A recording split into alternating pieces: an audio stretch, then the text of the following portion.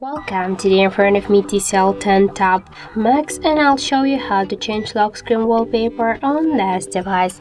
So let's first open the settings application, and after that here tap to the home screen and wallpaper section.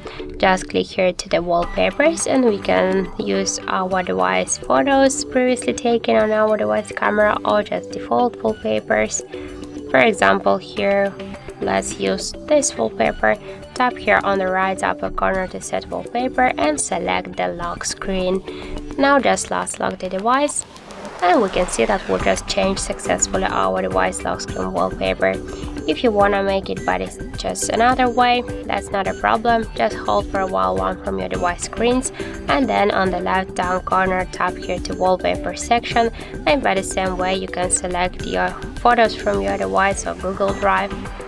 Or just use the one from this available default wallpapers. For example, let's use this one. Tap here on the right upper corner to set wallpaper and click here lock screen, and that's it.